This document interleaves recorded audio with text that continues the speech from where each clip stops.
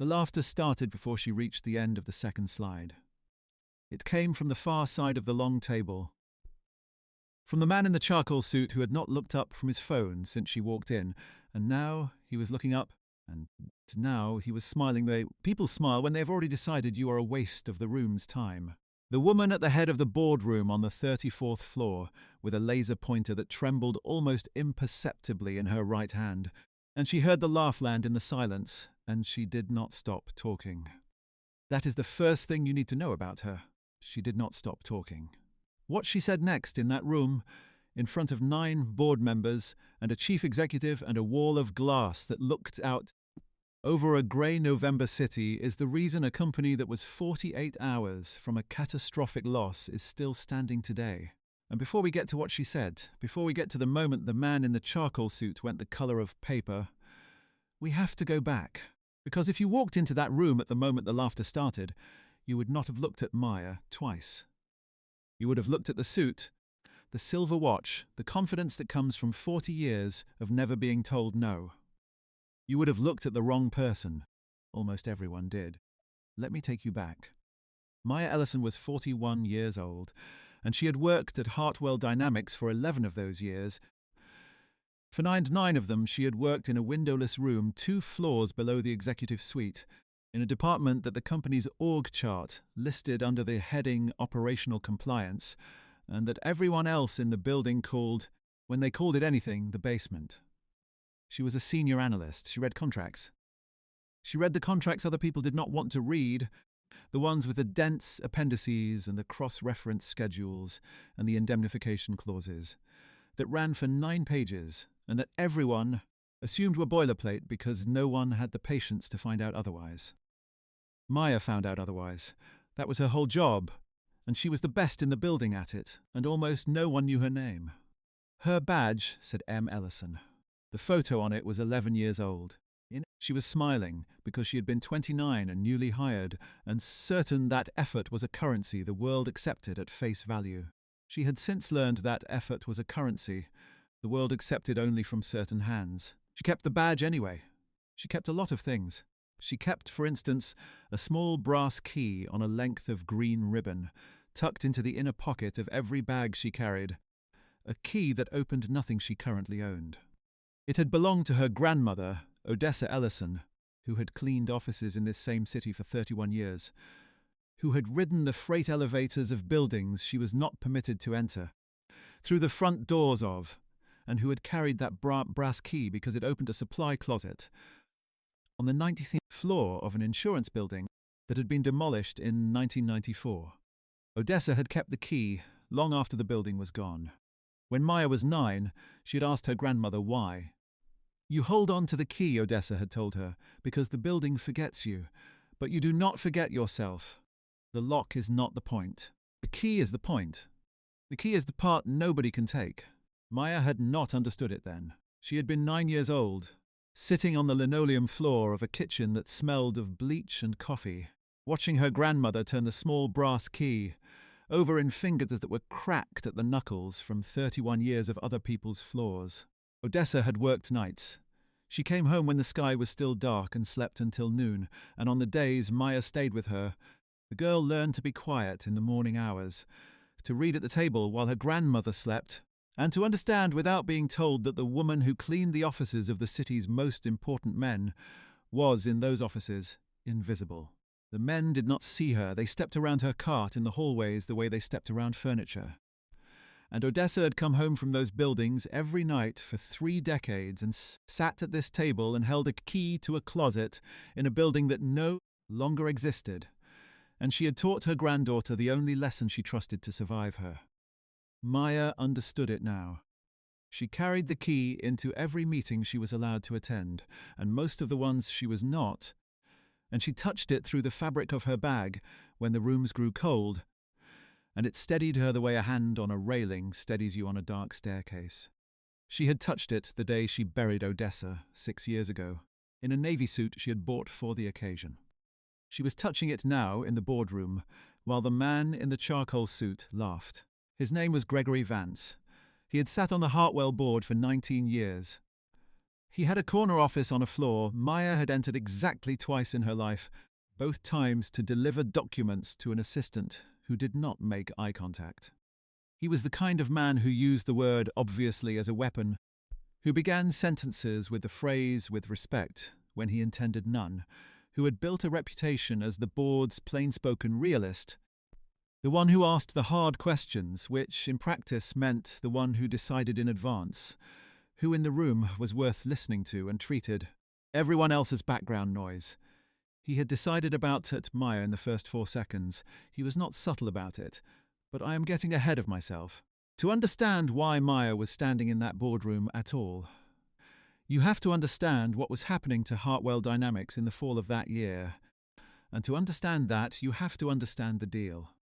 Hartwell was a mid-sized industrial supplier, 1,100 employees, a respectable 40-year history of making the unglamorous components that other companies bolted into larger machines.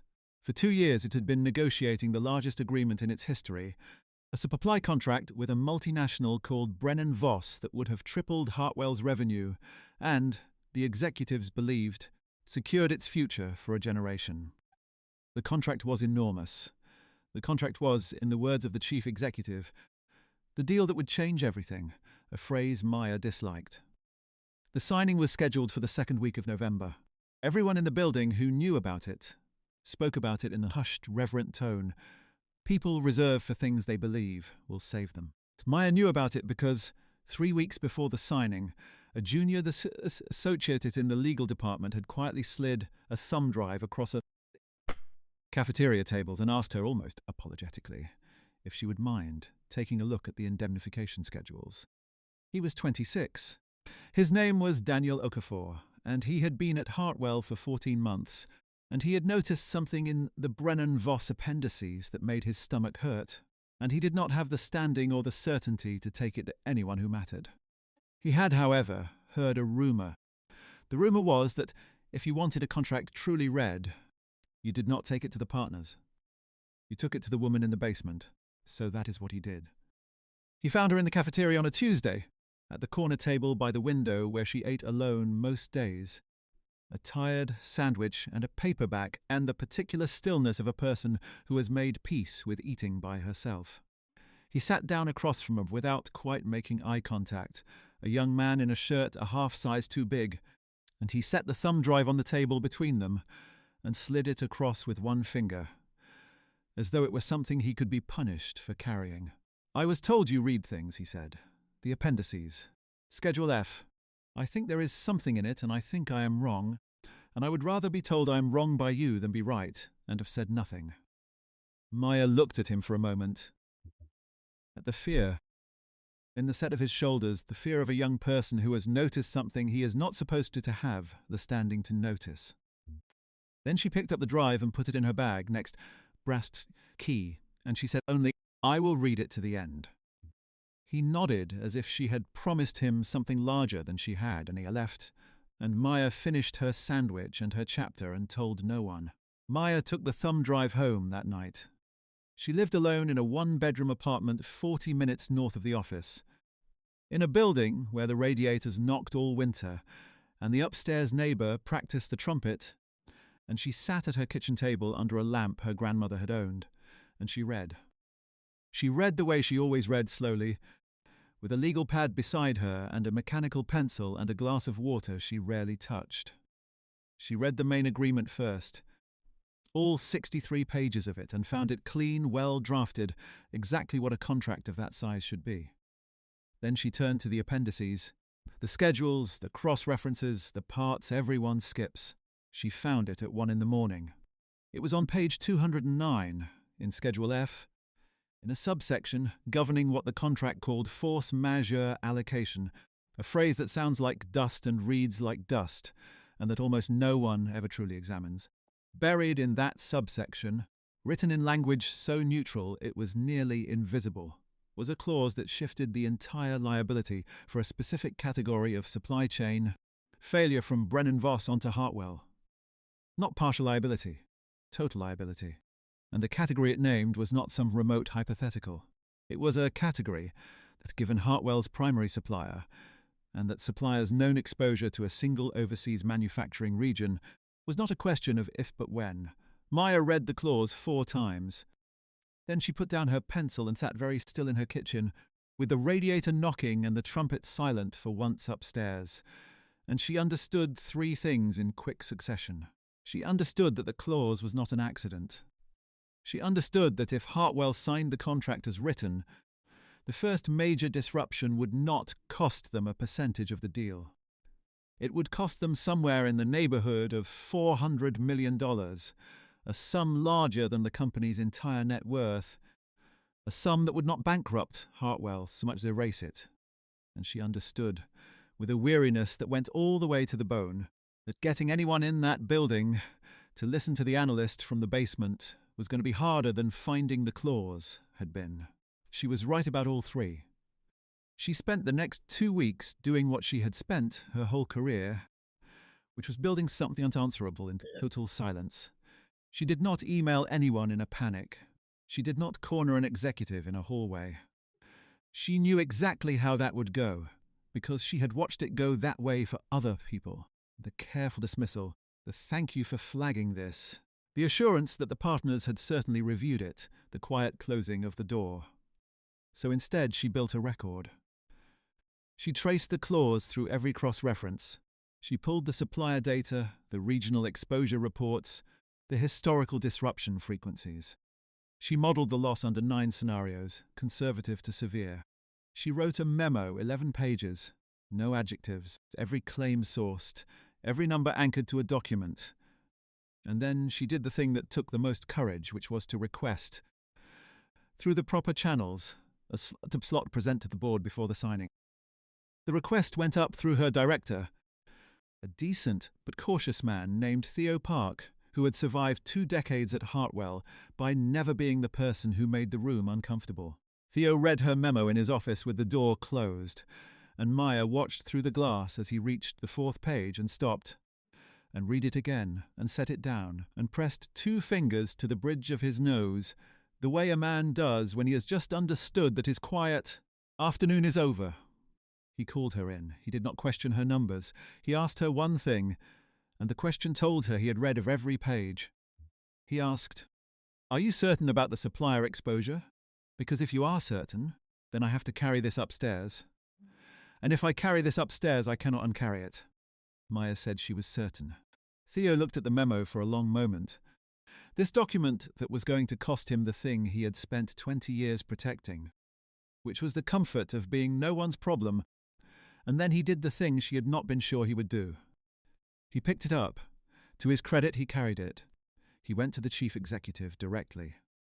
And the chief executive, a tired and fundamentally honest man named Walter Reyes, who had run the company for 9 years, and wanted very badly for the Brennan-Voss deal to be the triumph that crowned his tenure, did something that surprised everyone.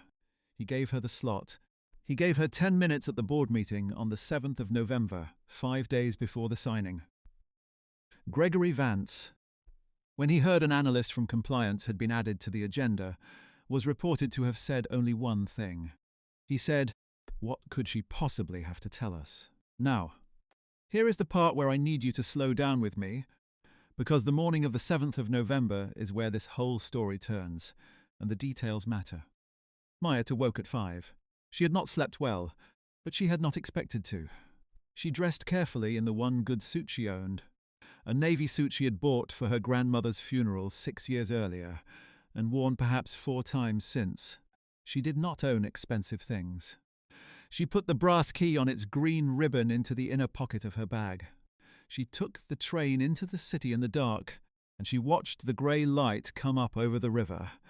She ran the presentation in her head, the way a musician runs scales. Not because she needed to memorize it, but because the running of it kept her hands still. She arrived at the building at 7:40. She rode the elevator she was permitted to ride to the floor she was permitted to reach, and she waited 2 more floors below the boardroom until 10 minutes before her slot, and then she went up. The boardroom was on the 34th floor, behind a set of double doors made of some pale expensive wood, and she had never been inside it. When she pushed the doors open, the meeting was already in progress, and 11 faces turned toward her. And for a moment, she stood in the doorway and felt every one of those 11 years in the basement settle onto her shoulders at once. She found the empty chair near the wall where Theo had told her to wait. She sat. She listened to the board discuss the final logistics of a deal she knew would destroy them, and she kept her face still. And she touched the key through her bag, and she waited for Walter Reyes to call her name. He called it at 9:50. She stood. She walked to the head of the table, to the laptop that had been set up for her, and she connected the drive with her presentation, and she felt the temperature of the room. You have been in rooms like that. The temperature is not about the thermostat. It is about who the people in the room have already decided you are. Most of the faces were neutral, waiting, mildly curious. Walter Reyes gave her a small nod that she would remember for the rest of her life, the nod of a man saying, "The floor is yours, I gave it to you, use it." And Gregory Vance, in the charcoal suit at the far end of the table, did not look up from his phone.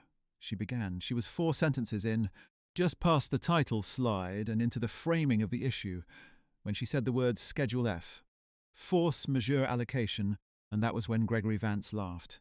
It was not a loud laugh. That is what made it so effective. It was a short exhale through the nose, a single syllable of contempt, and then he set his phone face down on the table with a small deliberate click and leaned back in his chair and said, "To the room, not to her, with respect. Are we really spending board time on a compliance analyst's reading of the boilerplate? The partners at Sterling and Cole reviewed this agreement for 14 months. I think we can trust the people we paid 7 figures over the person we pay to read the fine print in the basement." The room did something then that rooms do. It tilted. A few of the board members glanced at each other. Someone gave the small polite cough that means agreement without the courage to voice it. The temperature, which had been neutral, dropped. Maya stood at the head of the table with her 4 sentences spent, and her remaining 6 minutes hanging in front of her like a cliff edge. And she felt the old familiar thing rise in her chest, the heat behind the eyes, the tightening of the throat. The voice in her own head that sounded a great deal like every room that had ever decided about her in 4 seconds. This is the moment. I want you to hold here with me because this is the moment the entire story lives in. She did not argue with him. The dignity rule of her whole life, the thing her grandmother had built into her bone by bone, was that you do not argue with the man who has decided you are not worth listening to, because arguing accepts his frame and his frame is the lie. You do not raise your voice. You do not defend your credentials. You let the work do what the work was built to do. So Maya did not respond to Gregory Vance at all. She looked at Walter Reyes and she said, in a voice that was perfectly level, "I have 6 minutes left. May I use them?" Reyes said, "Go ahead." And she went ahead. She did not go faster. She did not go louder. She advanced to her 3rd slide, and she put up a single sentence from page 209 of the agreement. The actual text of the clause projected 8 feet wide on the wall behind her, and she let the room read it in silence. Then she put up the next slide, which was the supplier exposure map. Then the next, which was the regional disruption data over the prior decade. Then the next, which was her loss model, the 9 scenarios, the conservative line and the severe line, and the band of probable outcomes between them, all of it converging on a number that sat in the middle of the slides, in plain black figures, with no adjective attached to it. $412 million. The probable mid-scenario loss to Hartwell's Dynamics in the event of a single supply disruption under the contractors written. She did not say the number out loud with any emphasis. She did not need to. She said, "This is the exposure. It is not disclosed in the executive summary. It is not flagged in the partner's memo, which I have read, and which addresses Schedule F in a single sentence that characterizes it as standard. It is not standard." And then she put up her final slide, which was not a chart at all. It was a single line of proposed language, a 40-word amendment to Schedule F that reallocated liable to where every other clause in the contract assumed it belonged. An amendment that Brennan Voss could accept or decline, and the declining of which would tell Hartwell everything it needed to know about whether this deal was a partnership or a trap. Then she stopped talking. She had used 8 minutes 40 seconds. No one had told her to stop.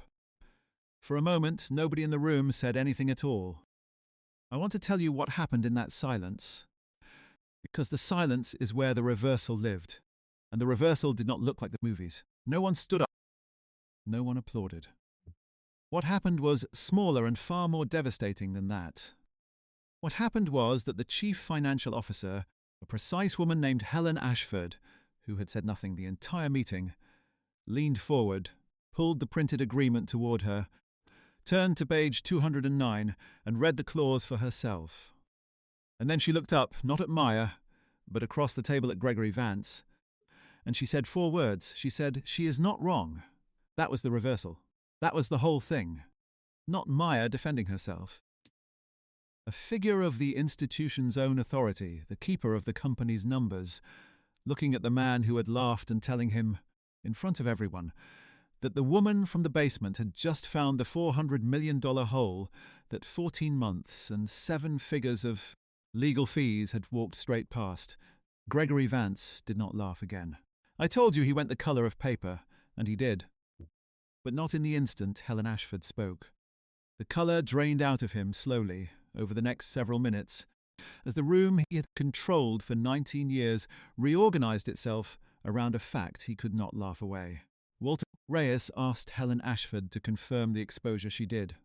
He asked the general counsel, who had been sitting 2 seats down from Vance and who now would not meet anyone's eyes, whether the clause read the way Maya said it read. The general counsel, after a long pause that was its own kind of confession, said that it appeared to. Reyes asked how this had been missed. No one answered. Because the answer was sitting at the far end of the table in a charcoal suit, the answer was the culture of a room that had decided in advance whose reading counted, and everyone in that room knew it, and the not answering was louder than any answer could have been. Maya stood at the head of the table through all of it, very still, her hands at her sides, the brass key warm against her palm where she had slipped her hand into a bag. She did not smile. She did not look at Vance. She had learned a long time ago that there is no triumph in watching a man discover he is not the smartest person in the room. Only the slow exposure of something that was always true. And she felt no urge to perform a victory she had not come for. She had come to keep the company from driving off a cliff. She had done it. The rest was the institution catching up to a thing she had known at 1 a.m, alone, at a kitchen table, under her grandmother's lamp. Now, I could end the story here, a great many tellings would. The clever woman is proven right, the arrogant man is humbled, the credits roll. And that ending would be a lie, because it would let you believe that being right is the same as being recognized. And the gap between those two things, the gap between the elegance of what Maya found and the basement they had buried her in to find it, that gap is the part of this story that actually matters. So stay with me. The signing was 5 days away, and the most important things had not happened yet. The board did not sign the Brennan-Voss agreement on the 12th of November. Walter Reyes sent Maya's proposed amendment to Brennan-Voss through the General Counsel's office, with a cover letter stating that Hartwell would not execute the contract until Schedule F was reallocated. There were 4 days of silence from Brennan-Voss, 4 days, in which the optimists in the building told themselves the deal was dead, and the company, along with it 4 days in which Gregory Vance, according to a story Daniel Okafor would later tell Maya in the cafeteria, argued in 2 separate meetings that Hartwell should sign the original agreement and trust that the disruption would never come. He was overruled. Helen Ashford had the numbers, and the numbers had Maya's name on them now, and a board that had nearly walked off a cliff was suddenly, painfully, interested in the woman who had seen the edge. On the 5th day, Brennan-Voss agreed to the amendment. They agreed to it within an hour of the deadline, with no negotiation, no pushback, a same-day acceptance of a 40-word change to a 63-page contract. And every person at Hartwell who understood contracts understood what that hour told them. You do not accept a $400 million reallocation in an hour unless you knew exactly what you were giving up, which meant Brennan-Voss had known about the clause all along, which meant the clause had been precisely what Maya said it was on the first night, at 1 in the morning with the radiator knocking. Not boilerplate, a trap. And the only reason it did not close on Hartwell Dynamics was that a company that listened to the wrong people for 19 years had, for 10 minutes on a grey morning in November, been forced to listen to the right one. The contract was signed on the 19th, a week late, with the amended Schedule F. It tripled the company's revenue, exactly as promised, without the hidden noose, exactly as Maya had made possible. Walter Reyes, at the signing, did a thing that chief executives almost never do. In front of the assembled leadership, with Brennan Voss representatives in the room, he said that the single most valuable contribution to the largest deal in the company's history had come from an analyst named Maya, and that the company owed its continued existence to 9 pages of analysis that almost no one had wanted to read. He did not soften it. He did not generalize it into a thank you to the team. He named her in the room, in front of the people who counted, and he made the institution say out loud what it had spent 11 years arranging itself never to notice. That is the moment I want you to keep. Not the laugh, not the colour leaving Vance's face, this one. The institution naming her value aloud in front of witnesses, without her having to demand it. Because the laugh is what they expected of her, and the survival is what she did for them. But the naming is the thing the world owes people like Maya and almost never pays. What happened to Gregory Vance was quieter, and it was exactly proportional, and it did not involve a single dramatic confrontation. There was no firing, there was no shouting match, no security escort, none of the theatre that arrogance prepares itself to survive, because it has rehearsed the role of martyr. What happened was structural.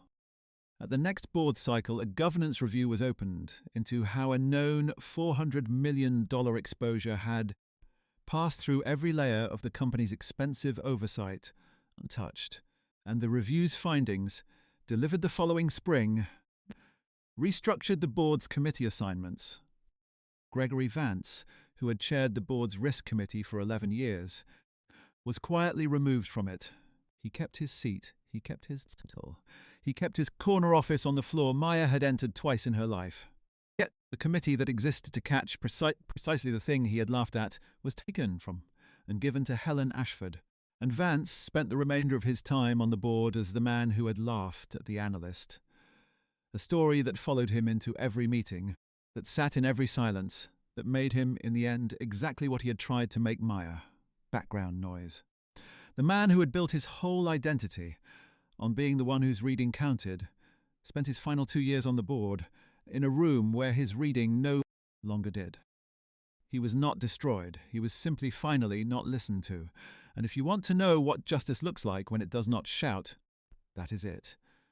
It does not need to take everything from a man. It only needs to take the one thing he was certain could never be taken, the assumption that the room was his, and hand it to the person he was certain it could never belong to. Maya did not take Gregory Vance's office. I know that is the ending you might be waiting for, the symmetry of the basement analyst moving into the corner suite. And I want to tell you the truth instead, because the truth is better. She was offered a promotion within the week, a real one, a director-level role with a title and a salary, and, for the first time in her career, a window. She took it. She did not move to the executive floor. She asked instead for something the company found strange and granted, because it was a small price for a woman who had just saved them from erasure. She asked that the operational compliance department, the basement, be moved, not eliminated, moved, up out of the windowless rooms, 2 floors below the executives, onto a floor with light, and renamed, and given a mandate and a budget and a standing seat at every major deal review, so that the next person who found the clause at 1 in the morning would not have to beg through the proper channels for 10 minutes to say so. She named the department after her grandmother. Not formally, not on the org chart, where it received some sensible institutional title. Yet the conference room on the new floor, the one where the deal reviews happened, the one with the long table and the wall of glass. She had a small brass plate made for the door, and the plate read, in letters you would have to be close to read, the Odessa Room. Most people in the building assumed it was named after a founder, or a city, or some piece of corporate history nobody remembered. Maya never corrected them. The name was not for them. The lock was never the point. The key was the point. Daniel Okafor, the junior associate who had slid the thumb drive across a cafeteria table because he had heard a rumor about a woman in the basement, was promoted into Maya's new department at his own request, and he became, over the following years, very good at reading the contracts other people did not want to read. He kept on his desk, where he could see it, a printed copy of page 209, the clause itself, as a reminder of what one sentence can hide and what one careful reader can find. He told the story of the 7th of November to every new analyst who joined the team. And in his telling, the hero was never himself, the man who had been right to be afraid and brave enough to ask for help. In his telling, the hero was always the woman who took a stranger's thumb drive home and read 200 pages to the end. Because that was simply what you did. You read it to the end, you did the work, you held on to the part nobody could take. Helen Ashford, the chief financial officer who had spoken the 4 words that turned the room, became, in the quiet way these things happen, Maya's strongest advocate at the level where advocacy mattered. She was not a warm woman. She did not become a mentor in any soft sense. Yet at the spring board meeting where the governance review was presented, when a board member asked, almost idly, whether the company had adequately recognized the individual who had identified the exposure, it was Helen Ashford who answered, and what she said was recorded in the minutes, and the minutes are a kind of permanence that outlasts every laugh in every boardroom.